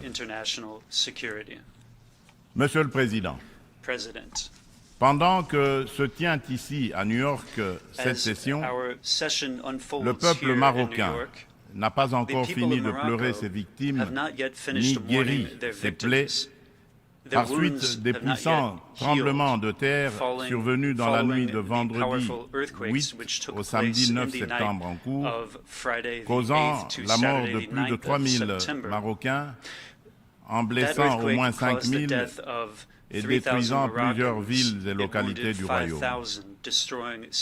De même, les Libyens ne sont pas encore sortis des traumatismes des inondations qui ont ôté la vie à plus de 20 000 personnes et provoqué d'énormes dégâts matériels le dimanche 10 de ce même mois. Le peuple congolais salue la mobilisation de la communauté internationale pour secourir ces peuples frères du Royaume du Maroc et de la Libye. Il leur exprime toute sa compassion et sa solidarité et souhaite une prompte guérison à tous les blessés de ces deux calamités naturelles. Monsieur le Président, au-delà de déplorer ces calamités naturelles, l'actuelle session de l'Assemblée générale se tient à une période exceptionnelle de notre histoire où le monde est confronté à des situations graves qui menacent l'existence même de la nature humaine. À la guerre en Ukraine qui entraîne la crise alimentaire, marquée par une flambée des prix et une pénurie de denrées de première nécessité, s'ajoute l'aggravation des effets du réchauffement climatique, des conflits armés qui continuent à faire rage ci et là. Ces crises qui se renforcent mutuellement mettent au défi le système multilatéral et la coopération internationale. Or, maintenir la paix et la sécurité internationale, garantir la justice et les droits humains, favoriser le progrès social, instaurer les meilleures conditions de vie, sont en effet des vœux unanimes et intemporels de tous les peuples du monde qui doivent par conséquent demeurer au centre de notre action collective suivant une approche réellement multilatérale et inclusive. Nous sommes interpellés à travailler ensemble en vue de répondre à ces défis qui sont de portée existentielle. C'est pour cette raison fondamentale que je salue la pertinence du thème central annuel de cette session, intitulée « Rétablir la confiance et raviver la solidarité mondiale, accélérer l'action menée pour réaliser le programme 2030 et les objectifs de développement durable en faveur de la paix, de la prospérité, du progrès et de la durabilité pour tous. » Cette thématique place les valeurs de solidarité et de confiance au cœur des facteurs de la relance et l'accélération des solutions aux défis mondiaux étroitement imbriqués afin que faire progresser la paix, la sécurité et le développement durable. Ces deux valeurs prennent tout leur sens dans le contexte de crise que nous vivons aujourd'hui. À ce sujet, il est essentiel de rappeler qu'à mi-chemin vers l'atteinte des ODD en 2023, sous l'effet conjugué des catastrophes climatiques, des conflits récurrents, de la récession économique et des effets persistants de la pandémie de Covid-19, les inégalités et la pauvreté se sont aggravées. La faim et la malnutrition sont en augmentation. Les besoins humanitaires et les déplacements de population atteignent des niveaux records. Et les catastrophes climatiques et environnementales plongent le monde dans un risque systémique et existentiel des plus graves. Pour venir à bout de ces fléaux, qui sont des menaces réelles à la paix et à la sécurité internationale, ainsi qu'un obstacle majeur à la prospérité et au progrès des nations, il est évident que la mutualisation des énergies et une approche multilatérale dans la confiance réciproque et la solidarité sont des atouts majeurs et indispensables. Monsieur le Président, le maintien de la paix et de la sécurité internationale constitue le fondement et l'objectif primordial de la création de l'Organisation des Nations Unies. Ceci requiert plus de détermination et d'engagement de tous face à toute menace contre la paix et la sécurité dans le monde. Les peuples africains ne comprennent pas souvent l'attitude équivoque, la politique de deux poids, deux mesures, les ambiguïtés et atermoiements de notre organisation, plus particulièrement de son Conseil de sécurité, dans certaines crises politiques et sécuritaires qui sévissent en Afrique, parfois depuis plusieurs décennies. C'est le cas notamment de la crise oubliée du Sahara occidental qui déchire deux pays frères, l'Algérie et le Royaume du Maroc, et dure depuis plusieurs décennies. C'est aussi le cas de celui du Mozambique, victime d'attaques terroristes meurtrières depuis environ une décennie dans la province de Cabo Delgado. C'est la situation en Afrique de l'Ouest, dans la région sahélo-saharienne, où les troupes des Nations Unies se retirent, laissant derrière elles le souvenir de l'inachevé, alors qu'elles incarnaient tous les espoirs de libération des peuples des pays concernés des griffes du djihadisme. La République du Soudan n'en fait pas exception. Elle s'enlise dans une guerre civile meurtrière, opposant depuis l'année dernière les militaires fidèles au président Abdel Fattah al-Burhan aux forces paramilitaires de soutien rapide qui sont sous le commandement du général Mohamed Hamdai Dagalo. Cette guerre a déjà causé beaucoup de morts et d'importants dégâts matériels. La communauté internationale est quasiment indifférente à la tragédie soudanaise. C'est ici le lieu d'aborder une question d'une importance capitale pour la République démocratique du Congo et pour la consolidation de la paix dans notre région. Il s'agit du retrait de la mission de l'Organisation des Nations Unies pour la stabilisation en République démocratique du Congo, la MONUSCO en sigle, de notre territoire. Après plus de 2 décennies de présence, il est temps pour notre pays de prendre pleinement son destin en main et de devenir le principal acteur de sa propre stabilité. Nous sommes reconnaissants envers la communauté internationale et les Nations Unies pour leur soutien et leur partenariat, mais nous sommes également conscients que le retrait progressif de la MONUSCO est une étape nécessaire pour consolider le progrès que nous avons déjà réalisé.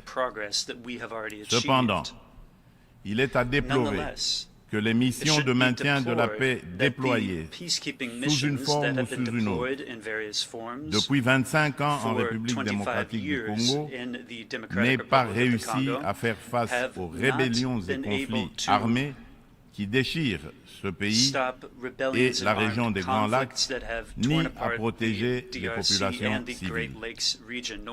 Aussi, le projet de retrait échelonné, responsable et durable de la MONUSCO, annoncé depuis 2018 et dont le plan de transition a été adopté en 2021, devient-il anachronique au regard de l'évolution des contingences politiques, sécuritaires et sociales actuelles.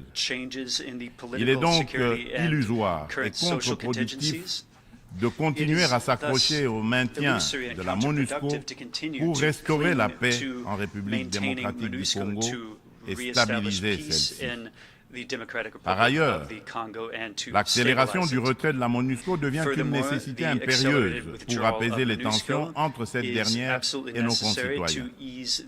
Il est temps pour mon pays d'explorer de nouveaux mécanismes de collaboration stratégique avec les Nations Unies, davantage en phase avec nos réalités actuelles. C'est pourquoi, en ma qualité de garant constitutionnel de l'intégrité territoriale, de la souveraineté et de l'indépendance de mon pays, de la bonne tenue de notre nation ainsi que du bien-être de mes concitoyens, j'ai instruit le gouvernement de la République d'entamer des discussions avec les autorités onusiennes pour un retrait accéléré de la MONUSCO de la République démocratique du Congo, en ramenant le début de ce retrait progressif de décembre 2024 à décembre 2023.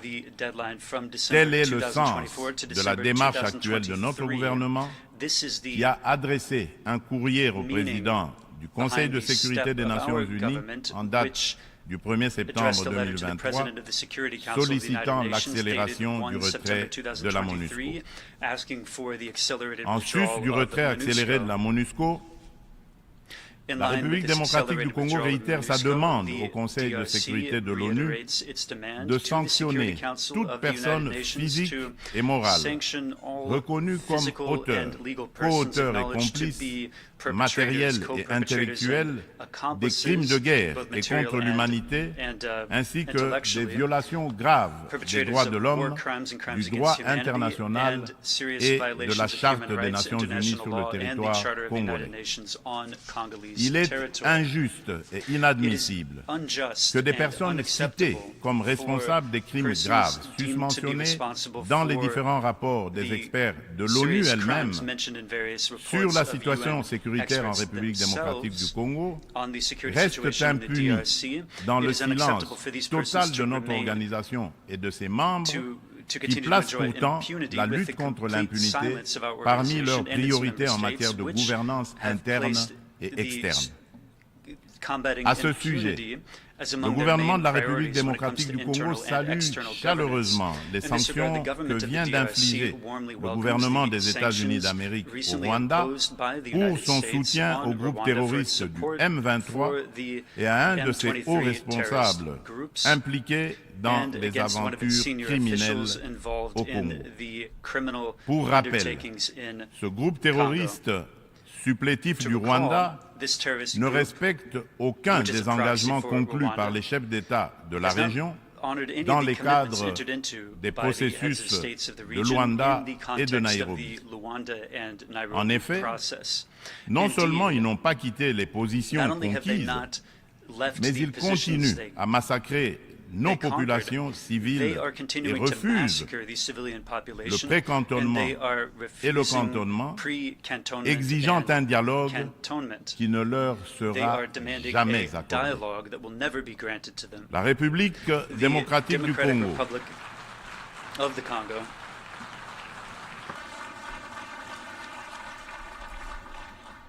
La République démocratique du Congo espère que les autres États suivront ce bon exemple montré par les États-Unis d'Amérique de soutien à la lutte commune contre l'impunité et au triomphe des idéaux de justice et de solidarité entre les peuples. Le gouvernement congolais attend de la prochaine réunion du Conseil de sécurité qu'il accorde une attention toute particulière à sa requête et qu'il soit constructif dans la gestion du processus délicat et laborieux de paix dans notre pays. Monsieur le Président, un autre défi qui préoccupe au plus haut point du monde est celui du réchauffement de notre planète. Point n'est encore besoin de rappeler que l'augmentation de la température depuis quelques décennies affecte la VO, dont les 27 COP, conférence des pays membres de la Convention de l'ONU pour la lutte contre les changements climatiques, et de multiples résolutions et recommandations adoptées à ces différentes instances. Le réchauffement de la planète est loin de se maintenir à 1,5 degré Celsius.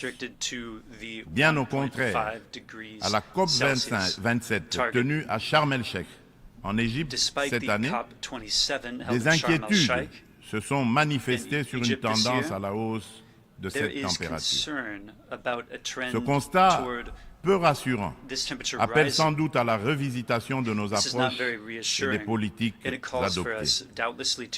Dans ce cadre, le sommet africain sur le climat qui vient de se tenir à Nairobi au Kenya, sous la direction conjointe de l'Union africaine et de la République du Kenya, du 4 au 7 septembre dernier, a été une initiative salutaire et très opportune qui traduit la détermination de l'Afrique à participer activement au traitement de cette question vitale et de compter désormais comme un poids lourd incontournable dans la solution du réchauffement planétaire et de l'économie du futur plus verte et responsable.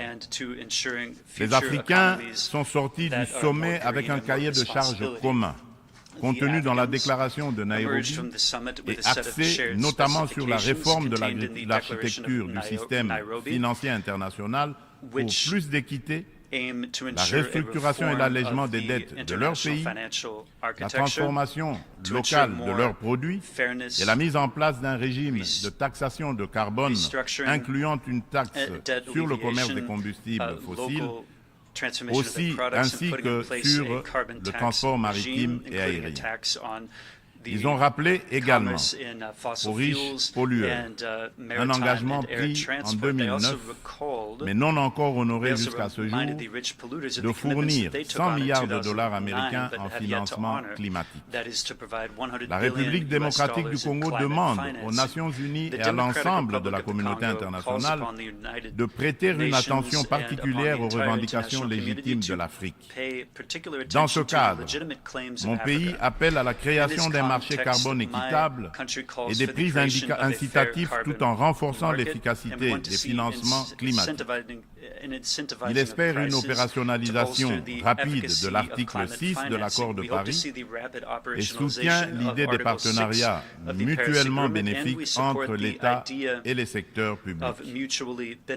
C'est dans la même logique que la République démocratique du Congo réitère sa disponibilité de coopérer avec tout partenaire, public ou privé, pour mettre en valeur ces minerais stratégiques en vue de la transition écologique et a pris des engagements courageux, notamment ceux de consacrer 30% de la superficie de son territoire national à la préservation de la biodiversité et de déposer une contribution prévue déterminée comportant des mesures d'atténuation axé sur 4 secteurs prioritaires, l'agriculture, les forêts, l'énergie et les transferts de technologies, ainsi que des mesures d'adaptation.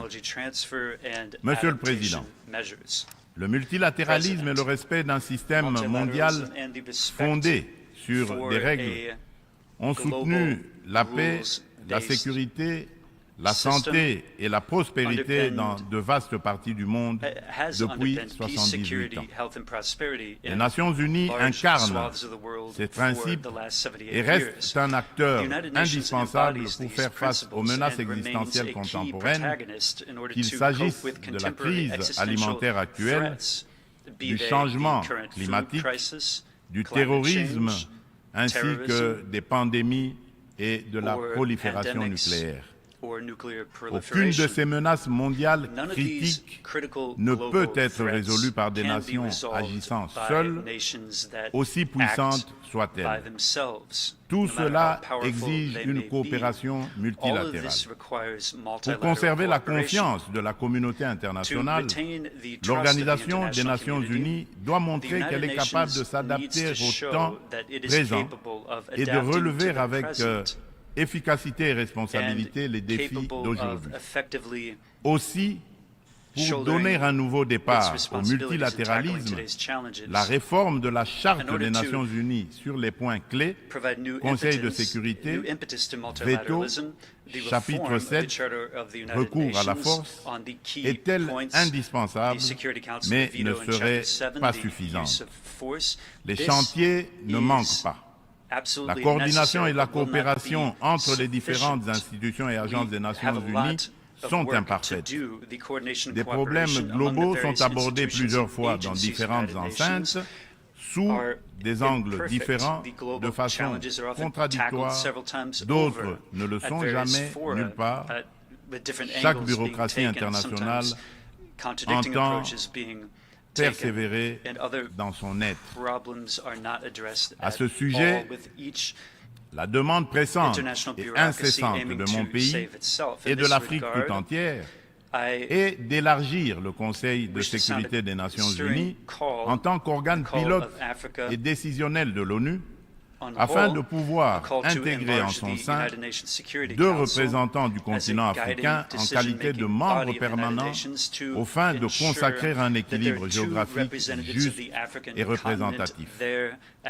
D'où la pertinence et la nécessité de réformer notre organisation vieille de 78 ans, qui accuse certaines limites face aux mutations actuelles et à la dynamique internationale, afin de lui donner plus d'inclusivité, aussi bien dans sa composition que dans son processus de prise de décision, qui désormais devra prendre en compte la voix de l'Afrique. Monsieur le Président, avant de clore mon propos, permettez-moi du haut de cette tribune de revenir sur la question des violences faites aux femmes dans le contexte de guerre et des conflits armés.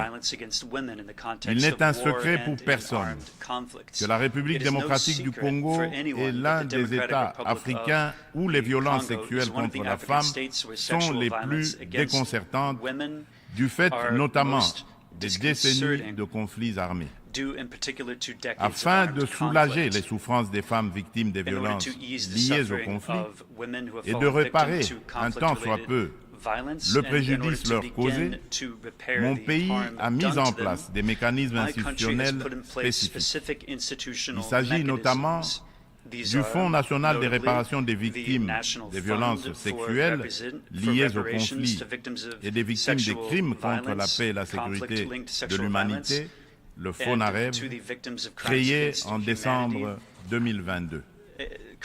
Dans le prolongement de ces initiatives de protection et de promotion de la femme, la République démocratique du Congo s'emploie inlassablement à changer le regard des hommes sur les femmes, notamment en bannissant les structures sociétales qui créent des barrières à l'épanouissement de la femme, ainsi que les dynamiques de pouvoir qui sous-tendent les relations hommes-femmes. En effet, les compétences et les ressources données aux femmes ne suffisent pas à elles seules pour changer leurs conditions. Il est indispensable, en plus, de changer les dynamiques sociales au sein des couples, des familles et des communautés. C'est tout le sens du projet de promotion de la masculinité positive que j'avais initié depuis le début de mon mandat à la tête de l'Union africaine.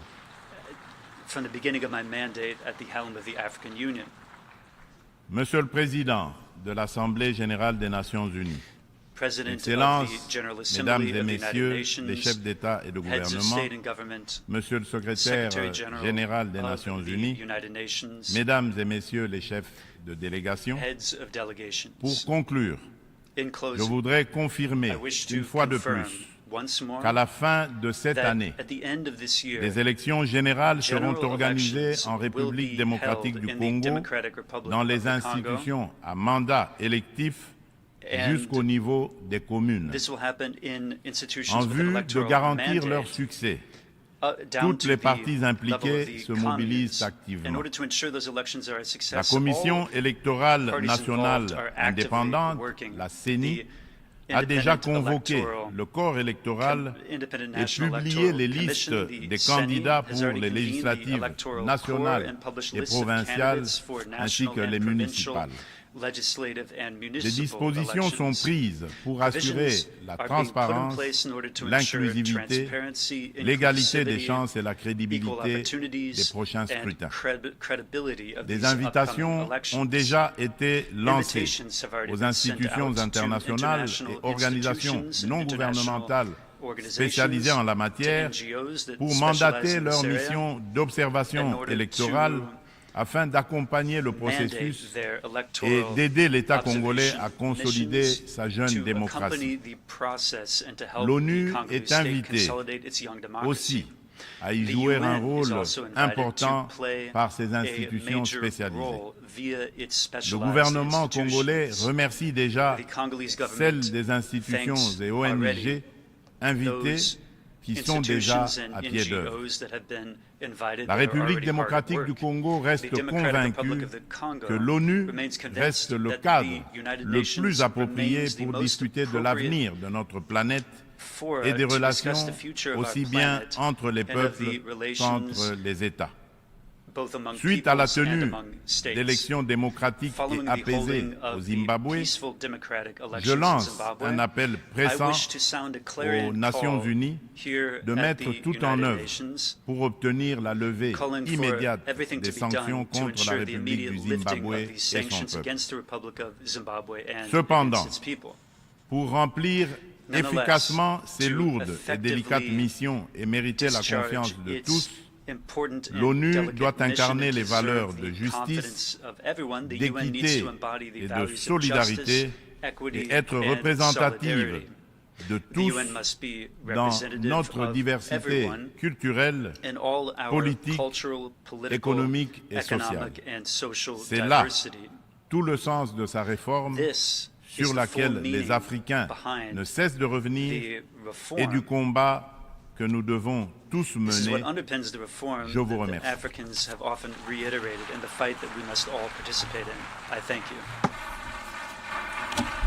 On behalf of the Assembly, I wish to thank the President of the Democratic Republic of the Congo for the statement just made and request protocol to escort His Excellency.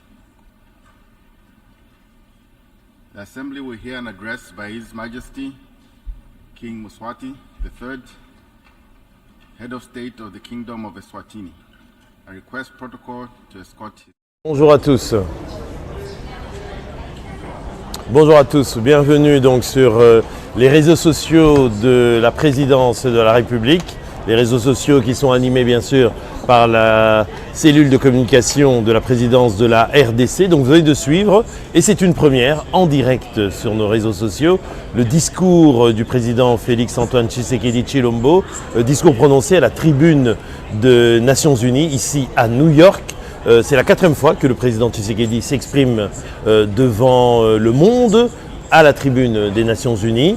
En 2020, il n'a pas pu le faire parce que bien sûr c'était la crise du Covid, mais il l'a fait en 2019, 2021, 2022 et là en 2023. Alors, que peut-on retenir de ce discours solennel du président Tshisekedi? Quelques points saillants ont été exprimés par le chef de l'État.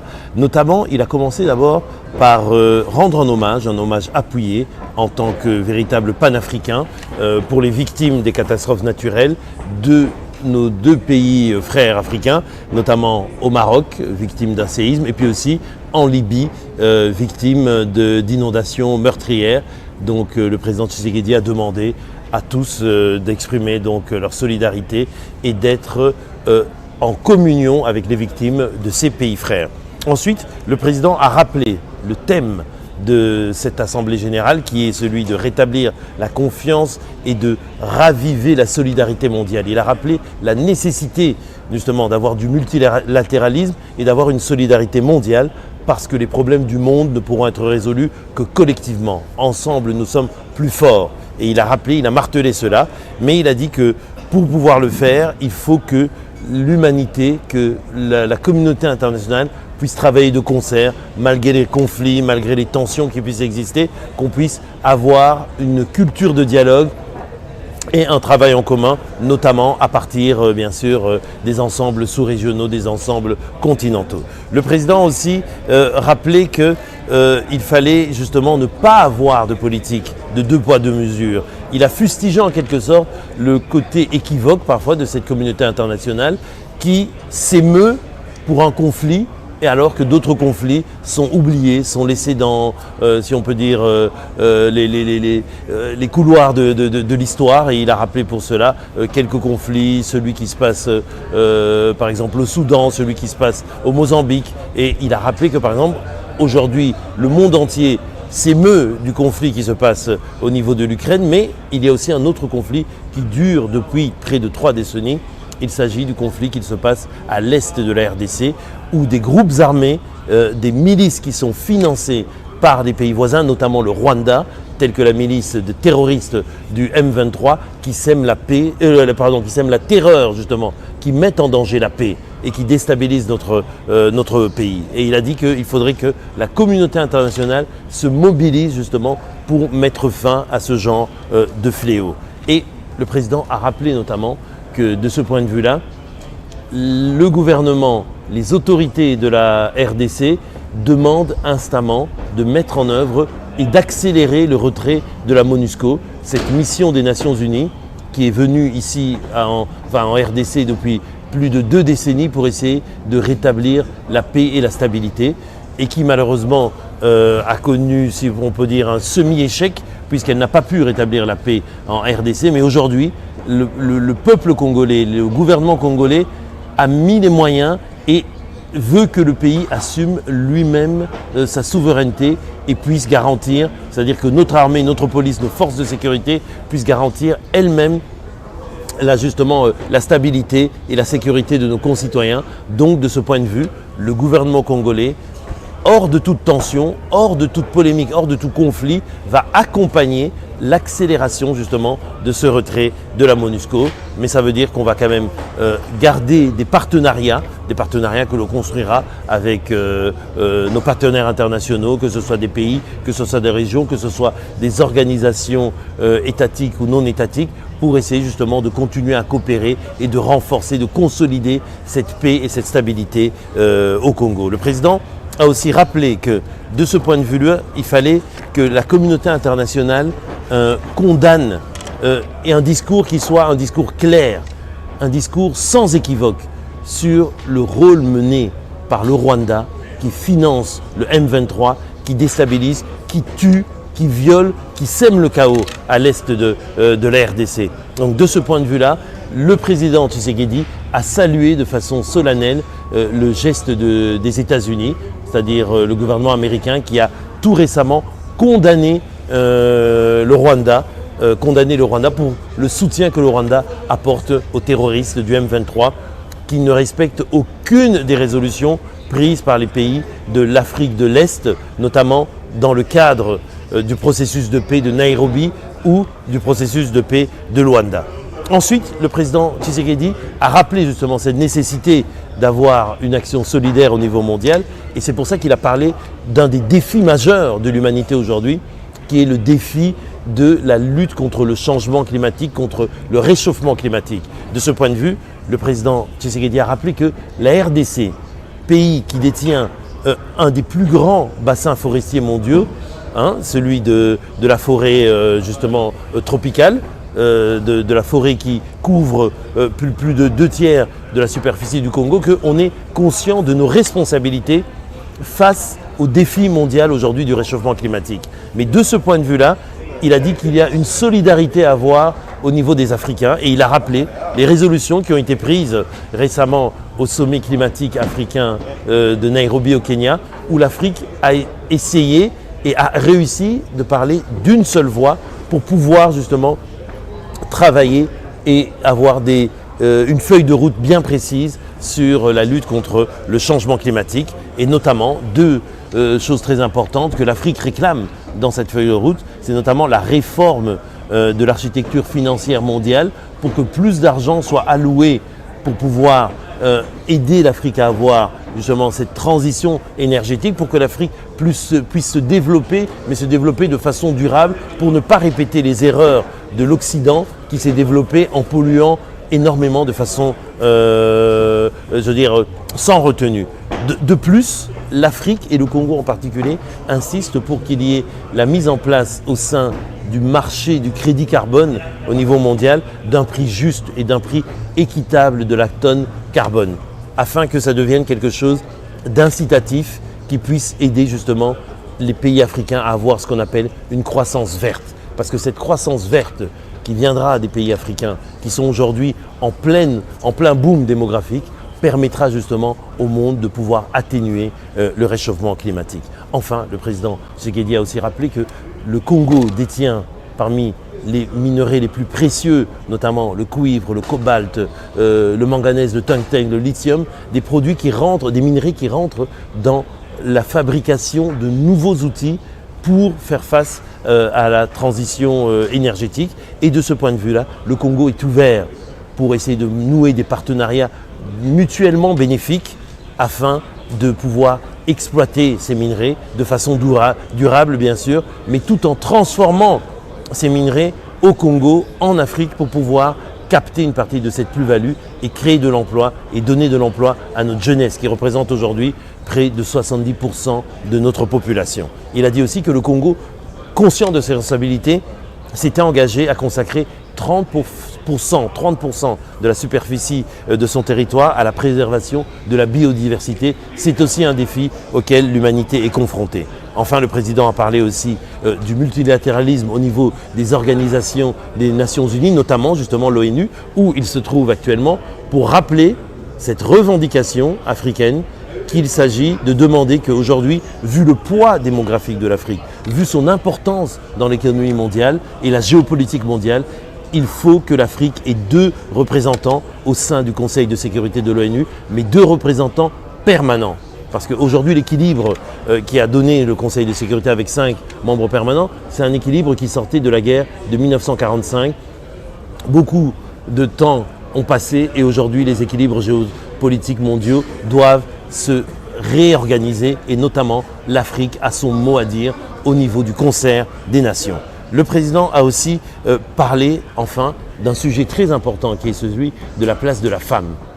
La femme en Afrique, on sait quelle est l'importance de la femme pour le développement de l'Afrique et il a parlé de tout le projet que lui a mis en œuvre au Congo notamment en tant que champion africain de la masculinité positive. Cette masculinité positive qui est une nouvelle façon de penser le rapport entre les êtres humains, entre les hommes et les femmes, une nouvelle façon de donner aux femmes leur importance et leur place, leur égalité que légitimement elles méritent au sein des institutions, au sein des cercles de décision et aussi notamment penser aux victimes, des femmes qui ont été victimes de viols, de violences dans le cadre des conflits. C'est pour ça qu'en RDC, on a créé notamment le FONAREV, ce fonds d'aide aux victimes justement des violences qui a été créé tout récemment et qui sera doté de moyens pour venir en aide à celles qui sont meurtries par ces violences.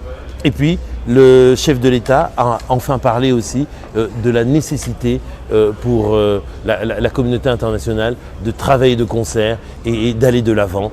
Un message, donc, on pourrait dire un message fort. C'était le 4e discours donc, du chef de l'État devant la tribune de l'ONU. Désormais, le Congo, la République démocratique du Congo est une voix écoutée, une voix autorisée qui s'exprime donc devant le monde. Et c'est une voix que l'on doit entendre encore souvent.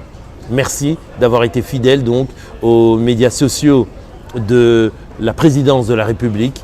On vous laisse donc continuer à suivre justement ces échanges, vos réactions, vos commentaires ici en bas de l'écran vont nous permettre d'améliorer ce service. Mais désormais, sachez que ce sera un rendez-vous régulier à chaque fois qu'il y aura des grandes occasions, des prises de parole du chef de l'État, des grands événements qui se dérouleront dans le pays. Vous pourrez suivre ça en direct sur tous les réseaux sociaux de la CELCOM, donc de la cellule de communication de la Présidence de la République. Merci et bonne suite de programme sur les réseaux sociaux de la CELCOM.